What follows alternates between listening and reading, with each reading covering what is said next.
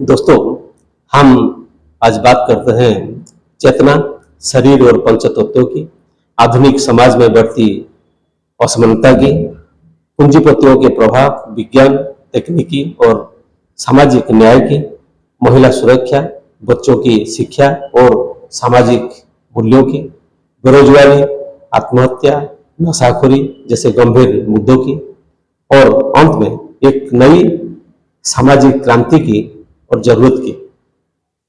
ये जो शरीर हमें मिला है, क्या बस सांस लेने और जीने के लिए मिला है? नहीं, ये शरीर ईश्वर का उपहार है, पंच तत्वों से बना हुआ। लेकिन आज का मनुष्य इस चेतन शरीर को बस भोग और स्वार्थ में खो रहा है। दोस्तों, मैं विष्णु मोहंती, आप सबको मेरा नमस्कार। आप सबको इस एपिसोड में हार्दिक स्वागत है। विष्णु सेवा फाउंडेशन गठन करने से पहले इस संसार में क्या चल रहा है उसके ऊपर कुछ ध्यान आकर्षित करना चाहता हूं और आशा करता हूं कि आपका जो भी राय है कमेंट में जरूर साझा करेंगे। हम मनुष्य हो, हमारा यह शरीर प्रकृति से उत्पन्न हुआ है जो कि पंचतत्व मिट्टी, जल, अग्नि, वायु और आकाश से निर्मित है। हम सभी एक ईश्वरीय शक्ति से आस्था रखते हैं। जन्म और मृत्यु को हम जीवन का अटल सत्य मानते हैं, लेकिन मनुष्य शरीर के भीतर एक अदृश्य चेतन शक्ति होती है जो उसे क्रियाशील बनाती है। इस चेतना की अनुपस्थिति में यह शरीर निष्क्रिय होकर मृत्यु को प्राप्त होता है। मृत शरीर जिसे कभी अपने प्रियजनों का सबसे नजदीकी माना जाता था, कुछ समय के बाद लोगों के लिए भय और घृणा का कारण बन जाता है। यह वही चेतन शक्ति है जो कर्म, मन, बुद्धि और संस्कारों के आधार पर एक नए मां की गर्भ को चुनती है। यह तय करती है कि किस प्रकार के शरीर में जन्म लेना है, कैसे परिवार में जन्म लेना है और किन परिस्थितियों में जन्म लेना है। गर्भ धारण करने वाली माता भी नहीं जानती कि उसके गर्भ में जो शिशु पल रहा है वो कौन था, कहां से आया है, किस जाति का है, किस धर्म का था, किस देश का या परिवार से संबंधित था। शिशु जन्म लेकर उसी समाज में पलता है, वहीं के संस्कार उसे मिलता है, वहीं शिक्षा प्राप्त करता है, आगे चलकर वहीं उसके कर्मों का आधार बनता है। जैसे कर्म करता है ऐसे ही उसको फल प्राप्त होता है। कोई भी बिना अधिक विचार किए हुए वो बच्चे को अपने परिवार में अपने कलेजे के टुकड़ा जैसे प्यार से बड़ा करता है, चाहे वो धर्म की राह पर हो कि अधर्म की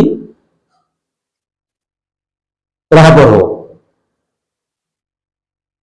अपनी मेहनत और अर्जित संपत्ति गर्व से उसको समर्पित कर देता है। यही राष्ट्र के नियम है, यही समाज का रीति रिवाज है, परम परिवर्तनशील संसार का यही अकाट्य सत्य है। किंतु मनुष्य ने इस सृष्टि में जाति, धर्म, वर्ण, भाषा, पुराण, शास्त्र, विधि विधान, राजतंत्र और गणतंत्र का जाल स्वयं रचा है। इसी जाल में बुद्धिमान और शक्तिशाली लोग अपने स्वार्थ के पूर्ति के लिए समयानुसार नए नए वाद रचते गए हैं, जैसे माओवादी, आतंकवादी और तमाम प्रकार के सामाजिक विघटनकारी तत्वों। राजनीतिक स्वार्थ और सत्ता के लालसा में चुनावी पंडितों ने समाज में जातिवाद, धर्मवाद, फिजूल की सब्सिडी, भ्रष्ट नीतियां और विदेशों में जमा काला धन जैसे गंभीर संकटों का जन्म दिया है।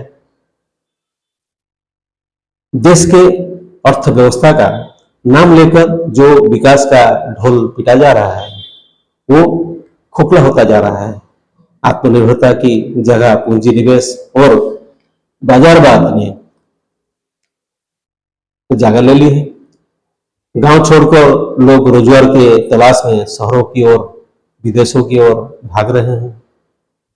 परिणाम स्वरूप बढ़ रही है भूख से मौत, किसानों की आत्महत्याएं, बाल श्रम, देह व्यापार, बाल तस्करी और मानसिक रोग। और सबसे दुखद बात, आज भी किसी बच्ची के साथ दुष्कर्म होता है और हम चुपचाप अखबार पढ़कर चाय पीते होते हैं। बेरोजगारी, नशाखोरी, किसान आत्महत्या, महिलाओं पर अत्याचार, ये हमारी समाज की सच्चाई बन चुकी है। विनाशकारी वैश्वीकरण नीतियां जैसे कि फ्री योजनाएं, अनावश्यक सब्सिडी लोगों को कार्य दक्षता को कार्यहीनता में और लोगों को अकर्मण्यता की ओर ले जा रहा है, जिसका चलते लोगों को फ्री खाने का आदत लग जाता है। मद्यपान जैसा नशाखोरी अमीरों को और अमीर और गरीबों को और भी अधिक गरीब बना रही है। घर में बैठे बैठे सब कुछ सरकारी योजनाओं से मिल जाने के कारण मद्यपान जैसा नशाखोरी के संख्या दिनों दिन बढ़ रहा है। मजदूर मिल नहीं रहा है। कृषि शिल्प जैसा अनेक कुछ प्रभावित होते हैं। पूंजीवाद ने विज्ञान को खरीद लिया है। सब्सिडी और फ्री योजनाएं लोगों को अकर्मण्य बना रही है। विज्ञान और तकनीकी पर पूंजीपतियों का नियंत्रण बढ़ता जा रहा है। यह एक जटिल और विवादास्पद मुद्दा है। पूंजीपतियों का विज्ञान और तकनीकी पर प्रभाव कई तरीकों से होता है, जिसमें से कुछ महत्वपूर्ण है। अनुसंधान एवं विकास पर जो निवेश होता है, पूंजीपति विज्ञान और तकनीकी के विकास में महत्वपूर्ण निवेश करते हैं, जिससे नए शोध और आविष्कार होते हैं। अनुसंधान संस्थानों को वित्तीय पोषण, जो कि बड़ी कंपनियों और निजी व्यक्ति अनुसंधान संस्थानों को वित्त प्रदान करते हैं, जो अर्थ प्रदान करते हैं, जिससे अनुसंधान कार्य सुचारू रूप से चलता है। नई तकनीकों का जो विकास और व्यवसायीकरण, कोई पूंजीपति नई तकनीकों विकसित करने और उन्हें बाजार में लाने में महत्वपूर्ण भूमिका निभाते हैं। तकनीकी उत्पादों का जो उत्पादन और वितरण का जो, इसमें भी पूंजीपति तकनीकी उत्पादों का जो करते हैं और उन्हें उपभोक्ताओं तक पहुंचाते हैं। हालांकि पूंजीपतियों का विज्ञान और तकनीकी पर नियंत्रण कुछ नकारात्मक प्रभाव भी डाल सकता है। सामाजिक न्याय का जो व्यवस्था है, उसमें भी पूंजीपतियों का नियंत्रण है। विज्ञान और तकनीक का जो लाभ केवल कुछ लोगों को ही मिलता है, जिससे सामाजिक असमानता बढ़ सकती है। और जो न्याय पद्धति है, कुछ छोटे मोटे लोग के लिए जिंदगी भर न्याय नहीं मिल पाता है और कुछ प्रभावशाली जो लोग हैं उसके लिए सुप्रीम कोर्ट का दरवाजा रात 12 बजे भी खुल जाता है। और पर्यावरण का बात, कुछ तकनीकी विकास पर्यावरण के लिए हानिकारक साबित हो सकता है, जिससे पर्यावरण की क्षति भी हो सकती है, हो रही है। नैतिकता, कुछ तकनीकी विकास नैतिक रूप से प्रश्न चिन्हित हो सकते हैं, जिससे सामाजिक और नैतिक मुद्दे उत्पन्न हो सकते हैं। इसीलिए विज्ञान और तकनीकी पर पूंजीपतियों का नियंत्रण एक जटिल मामला है। एक तरह यह नई तकनीकों के जो विकास है और आर्थिक प्रगति को बढ़ा देता है, तो दूसरी तरफ यह सामाजिक असमानता, पर्यावरण क्षति और नैतिक मुद्दों को भी जन्म दे सकता है।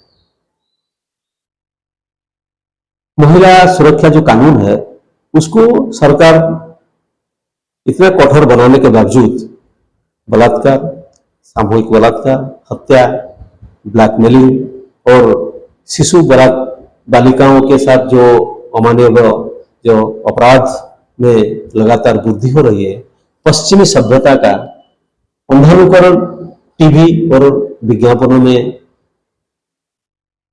उत्तेजक और अश्लीलता की होड़ पर सरकार का कोई ठोस नियंत्रण नजर नहीं आता है। छात्रों पर शिक्षकों का नियंत्रण नहीं है, बच्चों पर माता पिता का नियंत्रण नहीं है और दाम्पत्य जीवन में भी साधारण मतभेदों के कारण तलाक का जो दर है वो बढ़ोतरी हो रही है। इस संकटमय समाज में जब गरीबी और बेरोजगारी चरम सीमा पर है तो उसका समाधान केवल सरकारी योजनाओं से नहीं बल्कि जीवन शैली के परिवर्तन और आत्म सम्मानपूर्ण जीवन के अधिकार की जो पुनर्स्थापना से संभव है। विष्णु सेवा फाउंडेशन एक समर्पित कर्म योद्धा के रूप में हम इस सामाजिक सुधार के पथ पर निरंतर अग्रसर है।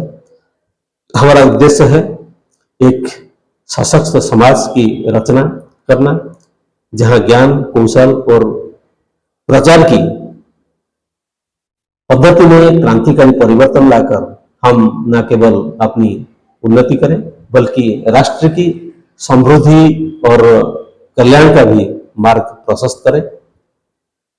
विष्णु सेवा फाउंडेशन का हर कार्यकर्ता एक सैनिक है जो बिना किसी भेदभाव के जनकल्याण और राष्ट्र मंगल के लिए समर्पित है। हम पंचतत्व और मानवीय मूल्यों के समन्वय से एक नई सामाजिक क्रांति लाने के लिए कृत संकल्प है। हम इस जागरण में आप सभी के सहयोग की आकांक्षा करते हैं। आइए मिलकर इस कार्य को आगे बढ़ाएं।